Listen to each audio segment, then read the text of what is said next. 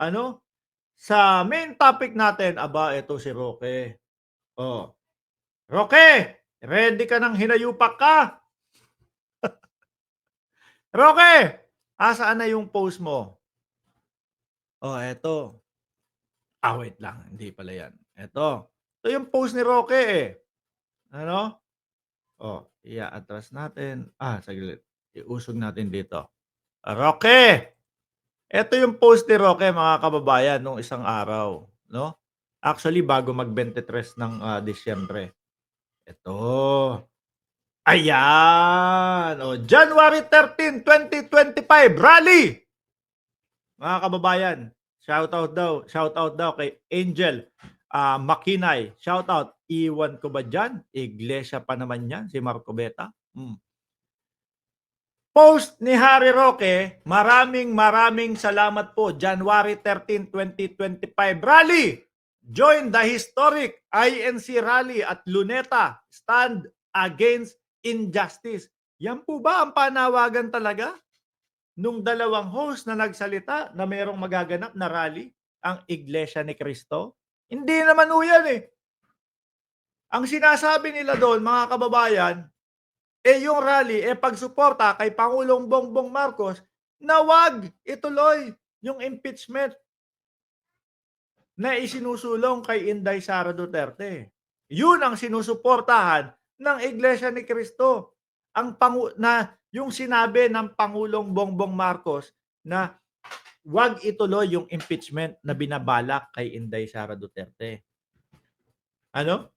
Sabi ni Hayan Survivor, Boss, wag kang sisigaw, nagigising anak ko, malakas naman. Huy, gisingin mo na yung anak mo, mag-aano na, magno-Noche Buena na, mag-aano na, sumalubong sa Pasko. Oh. Anyway, post ni Roque yan. Unang-una po, kabastusan yan sa mga iglesia ni Cristo. Bakit to? Tinanong ko yung pinsan ko, uy, totoo ba itong ito? May post ba itong mga to? No? Totoo bang merong magaganap na rally na ganito? Sabi ng pinsan ko, wala pang inaanunsyo sa amin. So, sa madaling salita, nagmamagaling si Roque. Nagpe-fake news. Alangan naman ho, mga kababayan.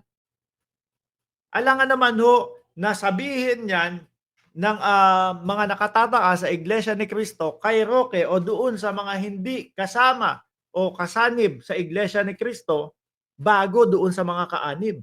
Siyempre, uunahin yung mga kaanib, kamiyembro ho, mga bossing. O eto, sinoplak tuloy si Roque, mga kababayan. Puro kabadingan yung ginagawa ni Roque. O, eto ho, pakinggan nyo ho. Po paghahanda kasi pag pinipreemptive po. Tatanong may mga nakapost kasi sa Facebook. So, May nakapost daw sa Facebook, Roque. Kayo talagang mga DDS? Hindi na kayo naawa sa sarili ninyo. Ano? Panay fake news na yung ginagawa nyo. Tuloy pa din kayo. Sabi ni Magno Bayani, saan nagtatago si Roque Bosmark? Baka sa Ratbo ni ni Eya. Pasensya na, mas wild pala tayo pag magpapasko, ano? Joke lang yon. Roque, wag kang sasamaan ng loob. Alam ko, hindi sasama ang loob ni Roque. Gusto niya yun eh, di ba? sabi, kaya pala, bangag ka rin. Uy, bangag. Baka pag nakita ko itsura mo, mas mukha kang adik sa akin, ha? Tingnan mo, uy, nasasaktan kayo.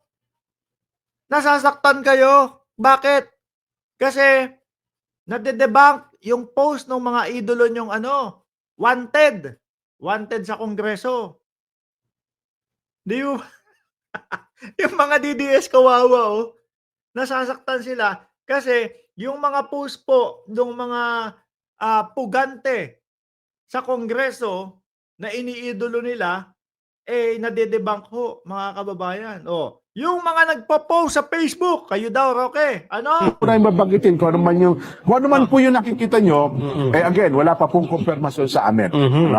Kung ano daw yung nakikita sa Facebook, ulit daw po, mga DDS, wala pa ding kumpirmasyon sa kanila.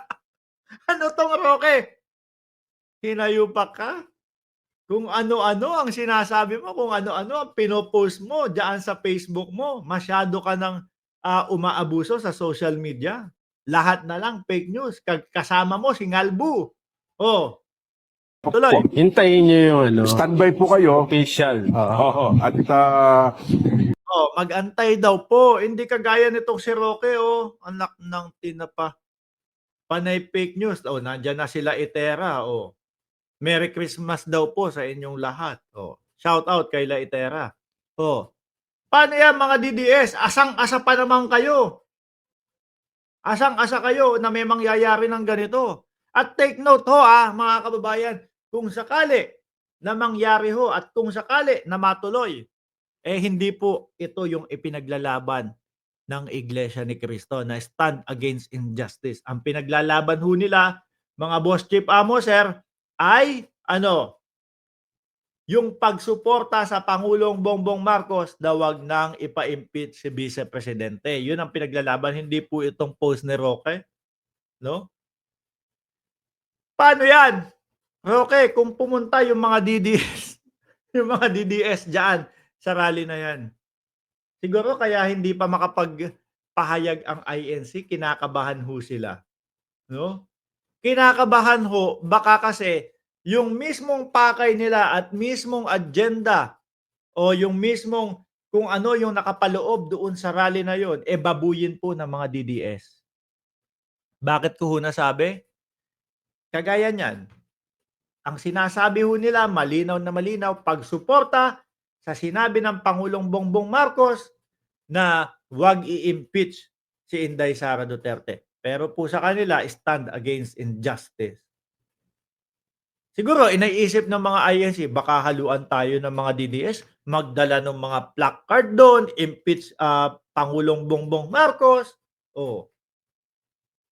Malamang sa alamang ho, patulan ng mga DDS yan. Ganyan ho ang gawin ng mga DDS dyan.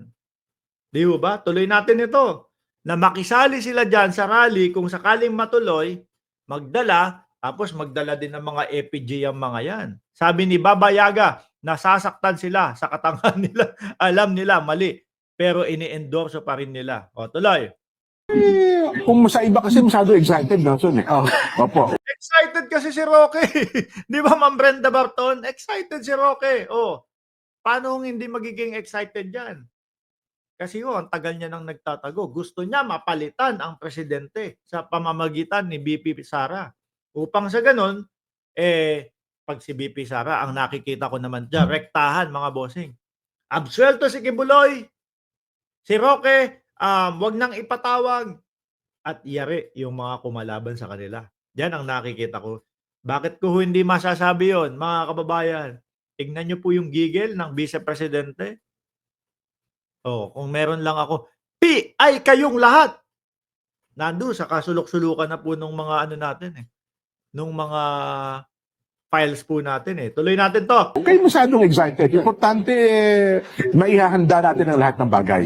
No, ha? Oo, Alam yun ko po, Siguro ang paghahandang gagawin nila, Mikey Grazi, no? Ang paghahandang gagawin nila, babarikadahan nila 'yon. Ito para sa miyembro lang ng INC. Kasi kapag sumali ang DDS dito, bababuyin nila kung ano yung totoong agenda namin. Baka isa pang ilagay diyan. Para sa INC lang 'to. Kasi yung mga DDS kung saan-saan daw po umiihi at umeebak. Kaya kaya nagagalit yung pari ho dun sa EDSA Shrine sa mga DDS Oh. Paano hong hindi magagalit mga kababayan? Tingnan nyo naman po ang itsura ng EDSA Shrine. Oh. To tingnan nyo po mga bossing yung itsura ng EDSA Shrine. Mukhang kala mo may mga homeless na ho dito. Oh. Kahit sino naman. Kahit sino naman ho, mga kababayan, kahit tayo, mga simpleng tao, simpleng mamamayan ng Pilipinas, kapag merong mga nag-squat ng ganito doon sa labasan lang ng bahay natin, mabubwisit ka Hindi ho ba? Oh, mga dugyot excited sa inyo, pero baka mamaya mali pala yung maipost natin. Yes. Papan, ano ha? O kaya naman, Pinangungunahan kasi ng iba. Yun, oh. Diba, nag-usap-usap kayo. Hanggang dyan lang muna. Ayun, oh. Pinapangunahan nila Roque, pinapangunahan ng mga DDS. Wala. Oh. Fake news ho ang labas, mga kababayan. Di ba? Ay, bakit? Kasi naman nung tayo nagsalita, hindi totoo yan. Yung dalawang yan.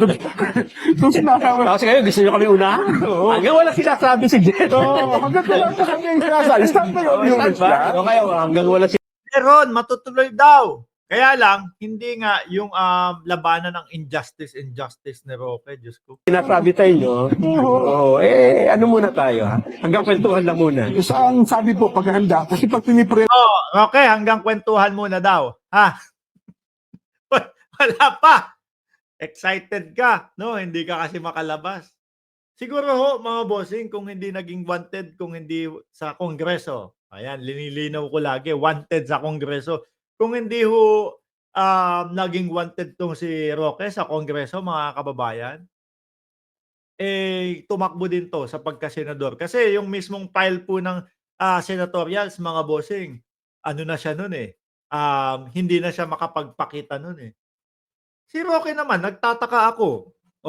Pag na-contempt ka naman dyan sa loob ng Kongreso, may hangganan naman yan. Siguro 10 days ang pinakamahaba. Natakot ka pa doon. Umabot pa sa punto na hinayaan mo na pati ang misis mo, pati yung mga anak mo madamay dito sa ipapaliwanag mo na lang. ito po yung paghahanda. Baka mamaya, ano ba pang ano di ba? Nasisira yung ating mga preparasyon Oo. Yun. May preparasyon, pero ang pagsuporta sa Pangulong Bongbong Marcos na wag ma-impeach muna. Baka nga may muna yan. Wag mo nang isulong ang impeachment. Bakit ho? Kasi doon sa Senado, meron pang mga tropa si Duterte. No, iatras ng konti. Paabutin ng pagkatapos ng halalan. Ganun. Pagkatapos ng halalan, wala na si Bato, wala na si Bungo, wala na yung mga Cayetano, wala na yung si Tolentino. Number game na yan. Di ba? Yung mga papalit na mga senador, yung mga boboto sa impeachment dahil po nakita nila na may mga ginawang paglabag. No? Dahil po sa investigasyon at dahil po doon sa kanilang mga ebidensyang nakita. Hindi doon sa dahilan nila Bongo, nila Bato de la Rosa na kakampi namin yan Kaya iboboto namin na wag ma-impeach. Mga boss chief amo sir, no? 45 minutos na lang po at Pasko na. Magpapaalam na ako sa inyo, no? Spend nyo yung Christmas nyo sa inyong pamilya. Maraming salamat po sa patuloy at walang sawang pagsuporta dito sa Mark Ramos Channel. Ceasefire ba sinasabi nila? Utot nila. Hindi nga sila tumitigil di tuloy lang po tayo. Maraming salamat and God bless po sa ating lahat.